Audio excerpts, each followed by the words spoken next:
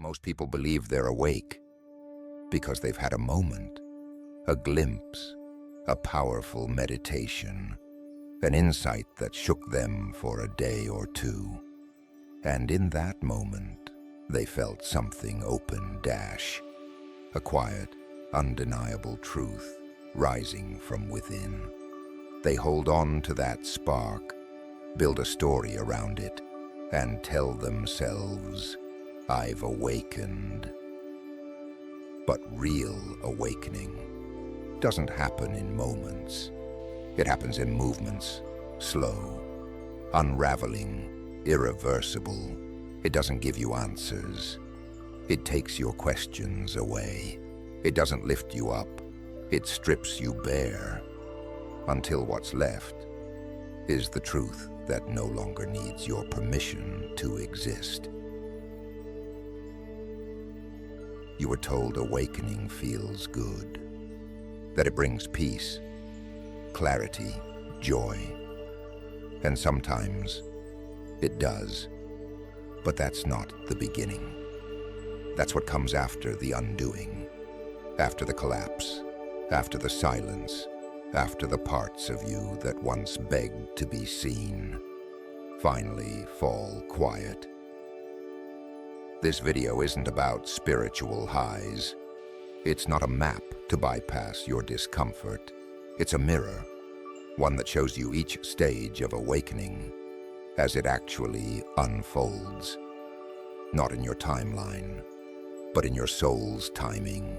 No polish, no performance, just the raw, sacred spiral of remembering who you are beneath who you've become.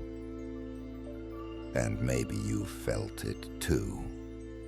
That strange emptiness in your chest, that quiet question you can't explain to anyone.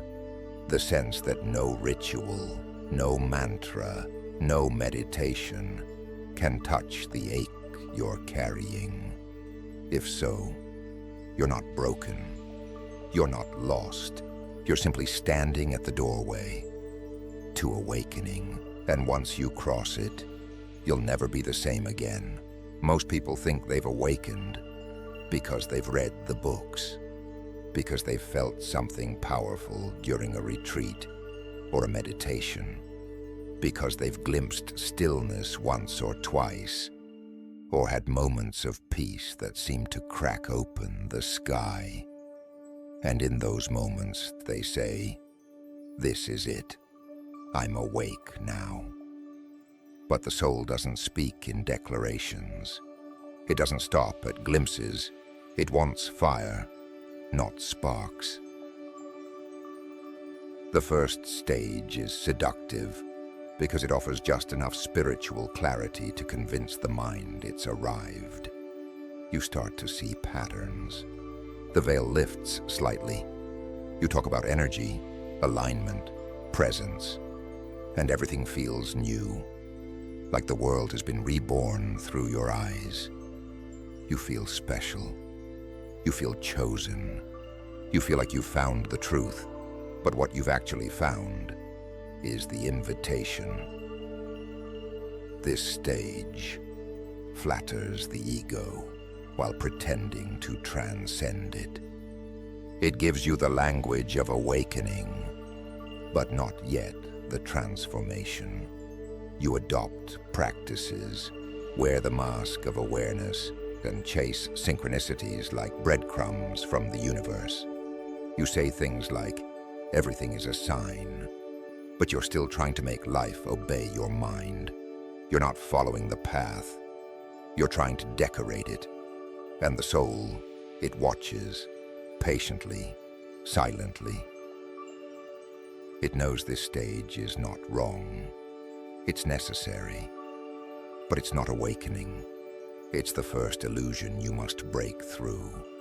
The hardest one to leave. Because it feels so beautiful. You think, finally, I get it. But what you really got was the welcome package. That first wave of insight was never meant to carry you home. It was meant to show you the door. But the truth is, most people stop here. Because stepping through that door means giving up everything you thought made you spiritual. It means surrendering the story, not just improving it. The soul doesn't care how many books you've read. It doesn't care about your playlists, your crystals, or your mantras.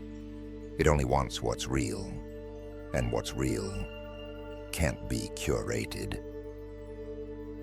The first stage of awakening is powerful, yes, but if you stay too long, you'll start building a new identity around it, a spiritual version of the self that's just as attached, just as afraid, just as asleep, and eventually the soul will whisper, "You're not here."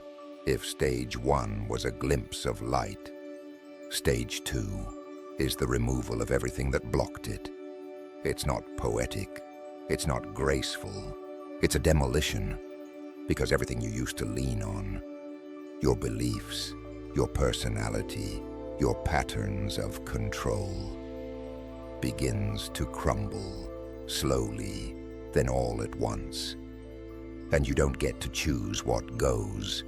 The soul chooses for you, not to punish you, but to prepare you. At this point, you start feeling disconnected, not because you've lost your path, but because the path is shedding its surface.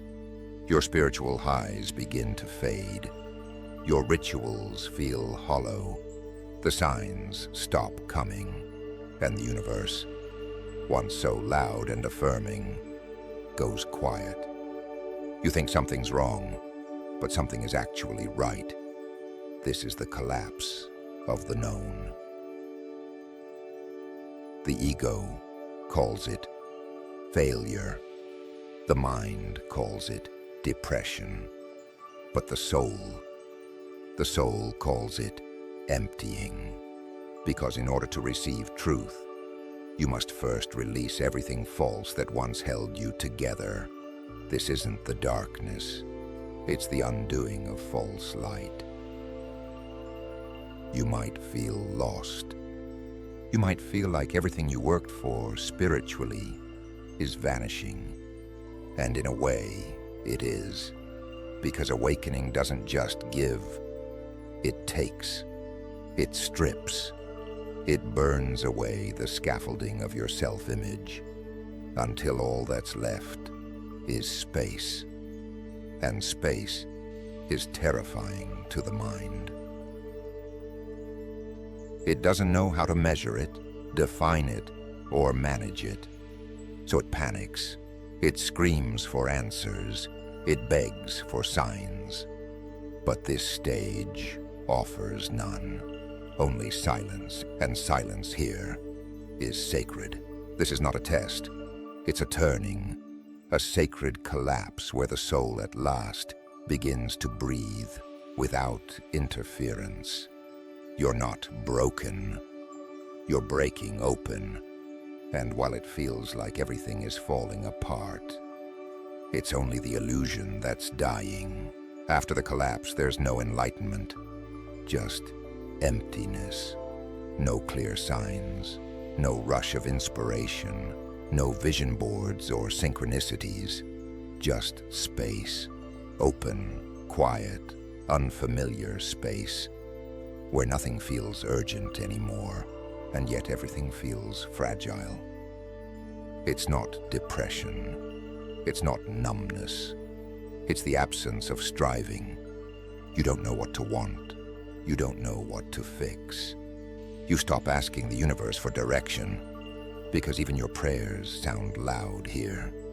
And that stillness, that unbearable stillness, becomes the only mirror left. At first you call it stagnation. You wonder if you've lost your connection, but what you've really lost is your addiction to momentum, to answers, to identity, to the chase of always becoming. You're no longer reaching forward. You're simply sitting inside the vastness of the unknown. This is the sacred emptiness. The void the soul enters once it no longer needs to be seen. There's no one to impress, no progress to prove. You've stopped building, you've stopped climbing, and for the first time, you realized you're not meant to rise. You're meant to dissolve. This is where the ego mourns.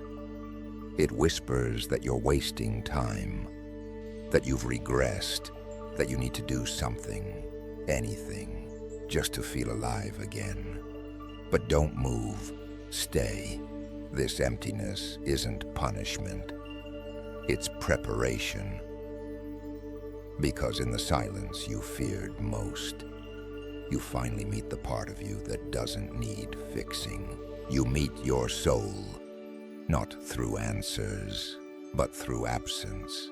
At some point in the awakening, you run out of strategies. There's nothing left to fix, nothing left to search, nothing left to explain. You've exhausted the rituals, the affirmations, even the stories you told yourself about healing. And what remains is not clarity, but surrender. This is not the surrender people post about. It's not poetic, it's not peaceful, it's not clean, it's raw. It's the kind of surrender that feels like giving up. You stop trying to be okay. You stop chasing the next insight. You stop pretending that you're in control, not because you finally understand the universe, but because you finally stopped resisting it. You fall to your knees, not in worship, but in exhaustion. You whisper, "I don't know anymore." And for the first time, you're not looking for an answer. You're not expecting anything. You're just letting the truth breathe through your brokenness. This is where something ancient awakens. Because beneath every layer of control, beneath every attempt to manage your experience, the soul has been waiting, patient, grounded, unmoved by your efforts to spiritualize your resistance. It doesn't need you to rise. It needs you to dissolve. Surrender isn't passive. It's powerful. It doesn't mean accepting whatever happens blindly. It means aligning with what is real, even when it's not comfortable, even when it's not clear, even when it means losing everything you thought you needed to be whole. In this stage, you become quiet, not because you've given up, but because you've finally come home, to the truth that was never loud, to the peace that doesn't perform, to the self that doesn't need an identity to exist. You stop clinging to purpose.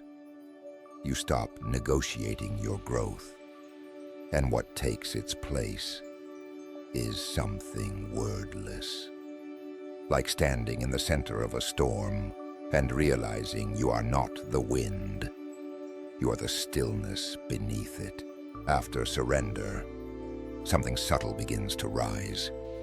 Not a feeling of victory, not a return to certainty, but a gentle presence. It doesn't announce itself, it doesn't explain, it just is.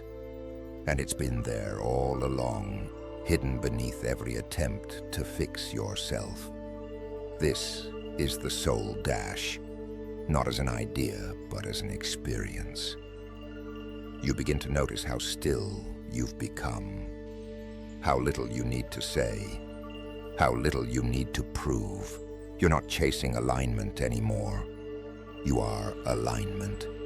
Not because everything makes sense, but because you've stopped making sense a condition for peace.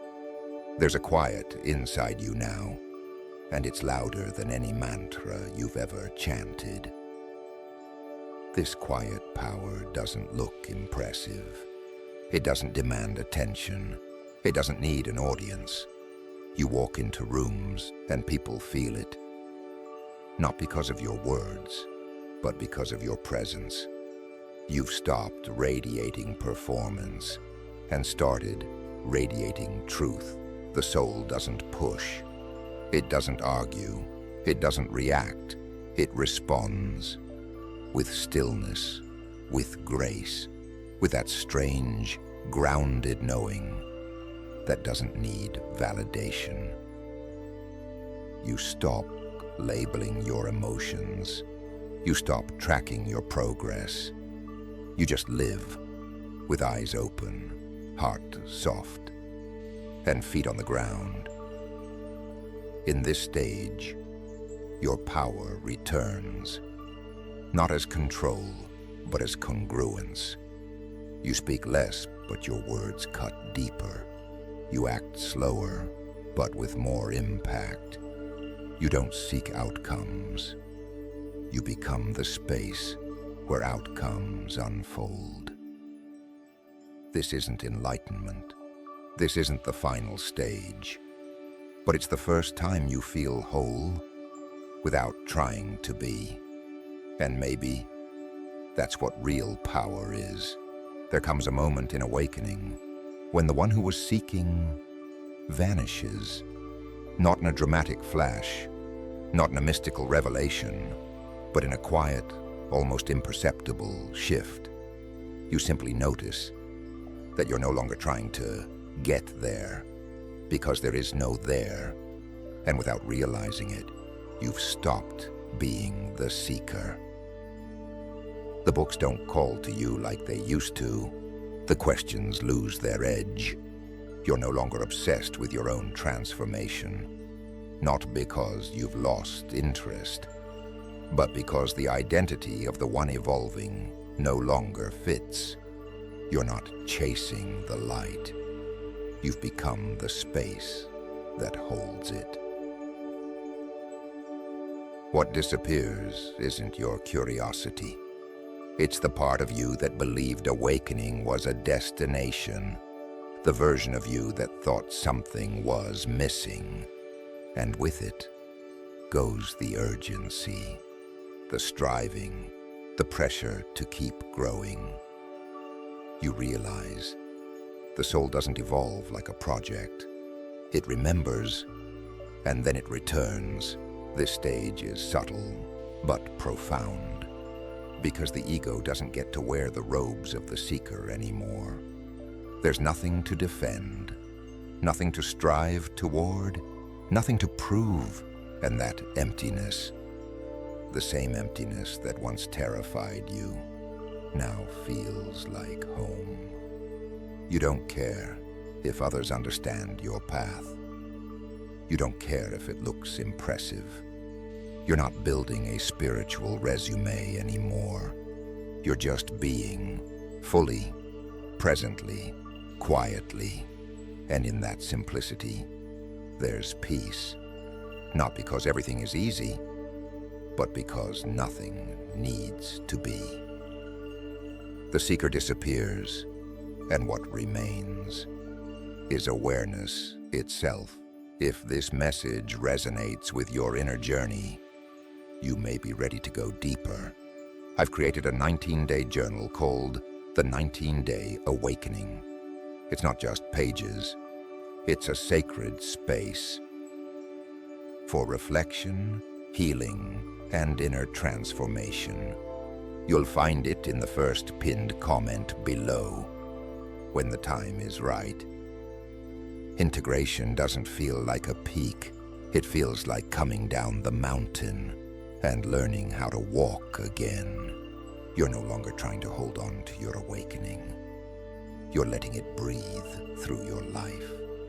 It shows up in your presence, in your silence, in the way you sit with discomfort without rushing to escape it. You start to see that the purpose of awakening was never to transcend the world, but to re-enter it with eyes open and heart soft.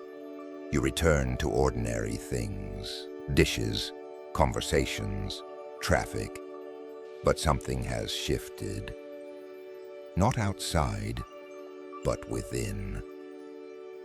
You no longer need everything to be sacred, to live sacredly. You're not waiting for the next insight. You're embodying what you already know. Not as information, but as integration. Truth is no longer something you visit. It's where you live. You laugh more. You cry more. You pause more. Not because life is perfect, but because you've stopped expecting it to be. You forgive easily. You speak with less certainty and more compassion. You don't have all the answers, but you're no longer afraid of the questions. This is not the end of the journey. There are no ends here, only spirals, only deepening, only the quiet unfolding of a soul that no longer needs to prove it's awake. And that is the real awakening. Not the one you chase, the one you live. Awakening isn't something you check off. It's not a before and after. It's not a destination, not a label, not a lifestyle. It's a stripping, a returning, a remembering. And every stage you've walked through. From illusion to collapse, from silence to surrender, from power to presence, wasn't meant to fix you. It was meant to free you. Because the truth was never lost. It was only buried beneath all the things you thought you had to be. And now, as you stand here, not enlightened, not perfect, but real, you're beginning to live it. So don't rush, don't skip ahead, don't try to stay high vibrational when your soul needs stillness. You don't need to perform your progress. You just need to listen. Breathe. Trust the spiral. Trust the pauses. Trust that whatever stage you're in, you're exactly where you need to be. If this spoke to you, if something deep inside whispered yes as you listened, then leave your voice in the comments. Not your performance, not your wisdom, your truth. Tell us where you are. Tell us what's breaking. Tell us what you're letting go of. Or tell us nothing. Just sit with it and let this moment work on you from the inside. And as you walk away from this video, don't rush back into the noise. Take a few minutes in silence. Let the words echo in your chest. Let them settle like seeds, waiting for their season to grow. Because awakening doesn't happen when you're watching closely. It happens in the pauses, in the shadows, in the quiet spaces where the soul whispers. But if you're ready to keep walking, subscribe, turn on notifications, and stay close. Because this isn't the end, it's only the shedding of the beginning.